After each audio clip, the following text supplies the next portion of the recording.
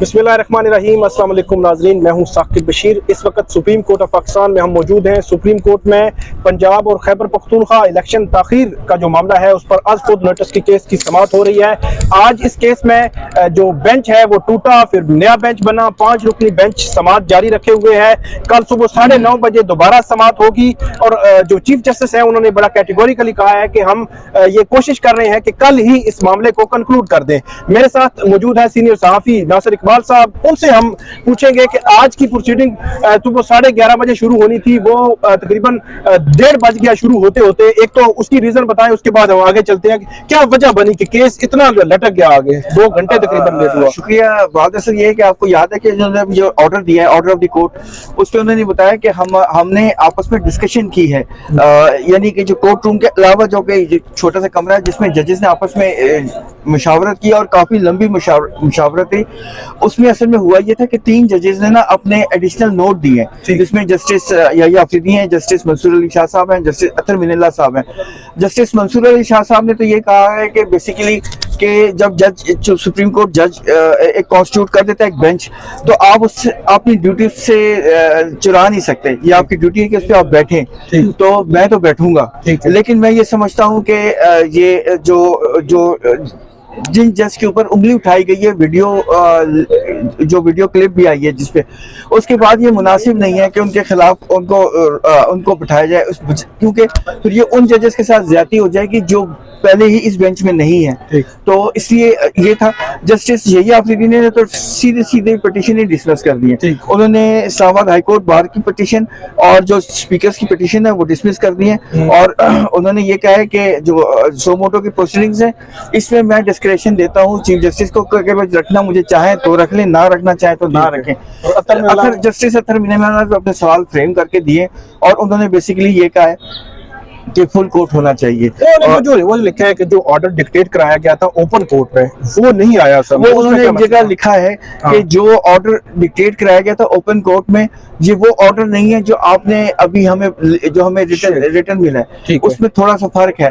तो मैं उसके साथ मैं उससे उसको साथ में कंकर का लफ्ज है, उसको उर्दू में कहेंगे कि मैं उसके साथ इत्तेफाक नहीं करता।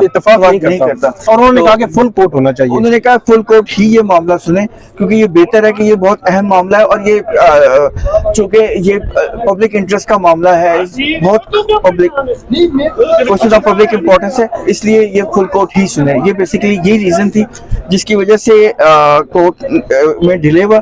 उसके बाद फिर जो ऑर्डर ऑफ द कोर्ट है उसमें यही लिखा है कि जजेस ने हमें कहा कि आप चीफ जस्टिस को कहा कि आप रिकॉन्स्टिट्यूट करें, तो चीफ जस्टिस ने फिर दोबारा बेंच को रिकॉन्स्टिट्यूट किया, जिसमें से दो जज यहाँ से चले गए, यानी कि जस्टिस याहिया अफरीदी और जस्टिस अतर मिनल्ला साहब इस साइड से गए, दूसरी साइड से जस्टिस नकवी साहब और जस्टिस इजाजुल अहसन साहब उस साइड से गए। अच्छा, हम ये कह सकते हैं कि हुकूमत ने वैसे तो फुल कोर्ट का भी कहा था, लेकिन उन्होंने कहा था कि 2 जज जो है वो हमारे केस ना सुने। अब ये कह सकते हैं कि इस हद तक हुकूमत की बात जो है वो सुप्रीम कोर्ट ने मानी है, बेशक वो इनडायरेक्टली जो है वो मानी गई है। कुछ लोगों से बात हुई जब ये जब ऑर्डर आ गया, तो मैंने कुछ लोगों से बात हुई थी हुकूमत के जो रिप्रेजेंट कर रहे हैं, तो उन्होंने यही कहा था कि बेसिकली अब हमारी शिकायत खत्म हो गई है।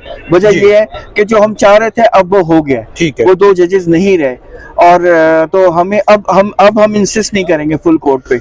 एक चीज अटॉर्नी जनरल ने आज जो प्रोसीडिंग तकरीबन कंक्लूड हो रही थी, तो उन्होंने कहा है कि जो प्रोसेस है, लॉ में जो प्रोसेस लिखा हुआ है कि सदर इस वक्त जो है वो आज की शायद बात कर रहे थे कि सदर दे, गवर्नर तारीख दे या कल जो भी सुप्रीम कोर्ट जो फैसला दे दे, तो 25 अप्रैल से पहले किसी सूरत इलेक्शन नहीं हो सकते। तो ये थोड़ा सा बताइएगा। उन्होंने कहा था कि 25 अप्रैल तक तो वो टाइम खत्म हो गया है और अगर आज से हम आज का दिन आज से अगर हम गिने तो हम मैक्सिमम 2 मई तक जा सकते हैं। तो वो पीरियड ही 90 दिन के अंदर जो इलेक्शन करने का टाइम फ्रेम है ना, हाँ। वो खत्म हो गया, एक्सपायर हो गया, मतलब Expire हो हाँ। गया। अच्छा, आखिरी सवाल मेरा ये है कि आज की जो प्रोसीडिंग्स थी उसको आप माहौल कैसा लगा है आपको?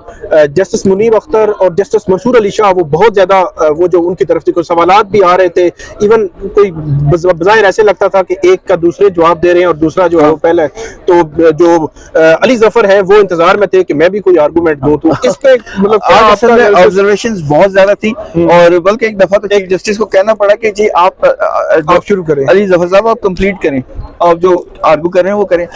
उनका असल में बेसिकली वही गवर्नर रिस्पॉन्सिबल है, कौन डेट देगा, कौन नहीं डेट देगा, डिस्क्रिप्शन गवर्नर की क्या है। जस्टिस मुनीब अख्तर जो है वो सदर की डेट जस्टिस मुनीब अख्तर का ये कहना था हाँ। कि चूंकि ये चीफ जस्टिस ने बाद में कंक्लूड भी किया, चीफ जस्टिस मुनीब अहमद का कहना था कि चूंकि गवर्नर ने डेट नहीं दी तो उनका ये कह रहे थे कि जब इलेक्शन डिसॉल्व होते हैं ना आम दिनों में, जब 5 साल पूरे हो जाते हैं, तो जब वो डिसॉल्व होता है तो फिर प्रेसिडेंट इलेक्शन की 2013 और 2018 के इलेक्शन में यही हुआ, वो प्रेसिडेंट देता है। लेकिन चूंकि ये 48 घंटों के बाद असेंबली खुद ब खुद डिसॉल्व हो गई चीफ मिनिस्टर की एडवाइस के बाद, तो ये फ्लक्स ऑफ टाइम हो गया, तो अब प्रेसिडेंट ही इख्तियार है उसके पास।